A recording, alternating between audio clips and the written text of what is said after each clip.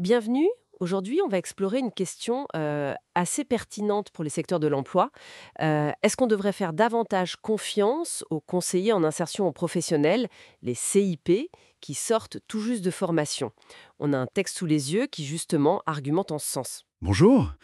Oui, c'est une question tout à fait d'actualité. L'idée, c'est de décortiquer un peu les arguments de ce texte, voir quels seraient les atouts spécifiques de ces jeunes diplômés, parce que le risque, apparemment, c'est de passer à côté de talent juste par réflexe de chercher l'expérience avant tout. C'est ça.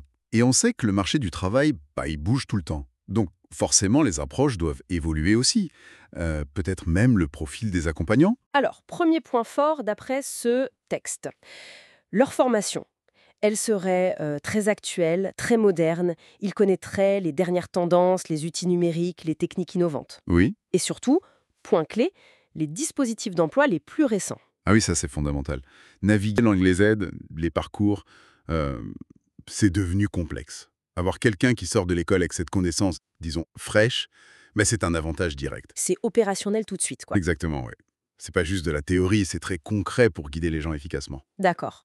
Deuxième idée, une approche différente. Le texte parle d'une approche dynamique et empathique. Ils apporteraient un regard neuf, Hmm. une certaine proximité, peut-être générationnelle, qui aiderait à créer le lien, surtout avec les plus jeunes bénéficiaires, j'imagine. Oui, c'est vrai que cette connexion, elle peut tout changer. Si, si le courant passe bien, si la personne se sent comprise, l'accompagnement est tout de suite plus fort. Ça vient plus personnalisé, peut-être aussi. Voilà, plus en phase avec les aspirations réelles, les codes, et donc potentiellement avec plus d'impact au final. Troisième argument du texte, leur capacité à innover. On suggère qu'ils seraient plus ouverts à tester des choses un peu différentes. Ah oui, comme quoi par exemple? Le texte mentionne le coaching, des ateliers plus interactifs, utiliser le réseau de manière plus proactive. C'est là que ça devient intéressant, non? Pour renouveler un peu les pratiques. Ah mais complètement. L'innovation, c'est pas juste pour faire joli, hein. C'est souvent ça qui maintient les gens motivés, engagés dans leur parcours. Ça peut débloquer des situations. Bien sûr, ça permet de s'adapter à des profils très divers, de sortir des approches un peu standards qui parfois ne fonctionnent plus. Donc oui, cette ouverture, c'est une vraie compétence.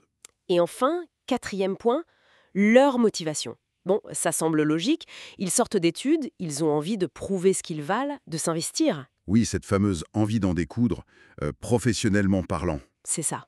Et leur donner une chance, ça renforcerait cette envie, cette compétence aussi au fil de l'eau. Tout à fait.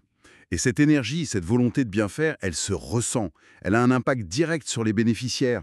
C'est un peu un cercle vertueux, en fait. Comment ça? Ben, le conseiller est motivé, ça motive la personne accompagnée, qui progresse, ce qui renforce la confiance et la compétence du conseiller, et ainsi de suite. C'est un investissement sur l'humain des deux côtés. Donc, si je résume la pensée de ce texte, faire confiance aux CGP jeunes diplômés, ce serait pas tant un pari risqué qu'une opportunité.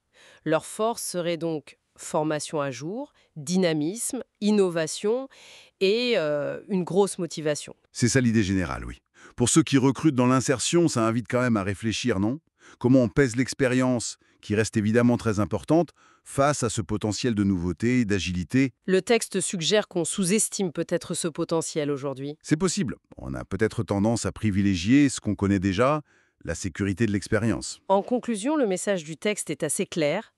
C'est un appel à une confiance mutuelle. Ce serait bon pour les structures qui recrutent, qui se renouvellent, et bon pour le secteur de l'insertion en général qui gagne de nouvelles énergies. Exactement. Et on pourrait même pousser la réflexion un peu plus loin. Ah oui. Au-delà du cas par cas, du recrutement individuel, si on intégrait ces nouveaux profils de manière plus systématique, plus pensée, quel impact ça aurait sur le long terme, sur l'efficacité globale de l'accompagnement et même sur la culture du métier? C'est une question intéressante pour l'avenir, je trouve.